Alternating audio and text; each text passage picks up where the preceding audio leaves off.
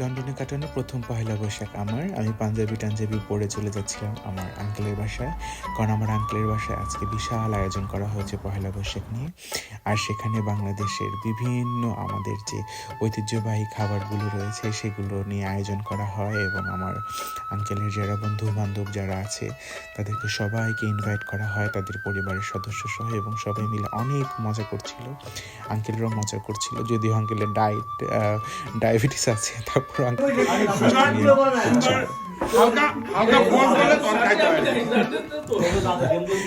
সবাই মজা করছিলাম এবং সবাই আসলে মিষ্টি দেখে আসলে লোভ সামলাতে পারছিল না, সবাই টেস্ট করছিল এবং সবাই বাংলাদেশের যে বিভিন্ন আমাদের খাবারগুলো রয়েছে, আমার আন্টিরা এবং আন্টির যারা বান্ধবী রয়েছে তারা সবাই মিলে এই আয়োজনগুলো করেছে। খুবই চমৎকার হয়েছে। আসলে বাংলাদেশের এই খাবারগুলো আসলে খেলে আমাদের আসলে তৃপ্তি লাগে, আর এটা আর যদি সেটা বিদেশের বাড়িতে হয় সেটা তো আরও বেশি টেস্টটা আরও বেশি বাড়িয়ে দেয়। প্রতিটি লোকমায় আপনার বাংলাদেশের কথা মনে পড়বে। তো আঙ্কেলের যারা বন্ধু বান্ধব ছিল তারা বিভিন্ন বিষয় নিয়ে মজা করছিল, গল্প করছিল। আমার আন্টিরা যারা আছে তারা সবাই মিলে হাসি তামাশা করছিল, এবং আমরা সবাই মিলে এত চমৎকারভাবে দিনটা কেটেছে আসলে বলার বাইরে। তো আমরা চলে আসি সবাই নিচে, কারণ আজকে দিনটা অনেক রৌদ্রোজ্জ্বল ছিল।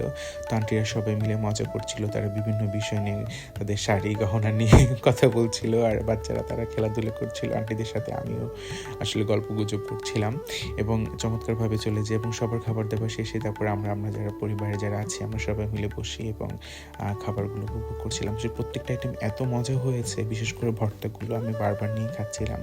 বাচ্চারাও সবাই আসলে উপভোগ করেছে। আজকে সারা দিনটা এত চমৎকারভাবে যে কখন যে কেটে গেছে এটা আসলে আমরা বুঝতে পারবো না।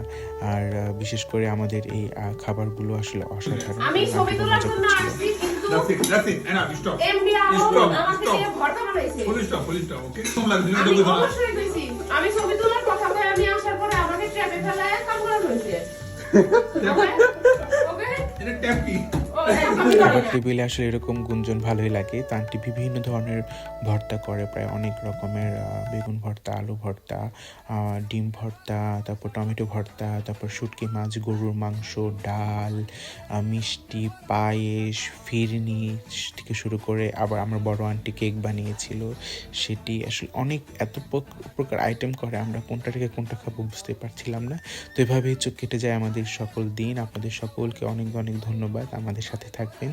আর বাংলাদেশের সবার জন্য পহেলা বৈশাখের শুভেচ্ছা।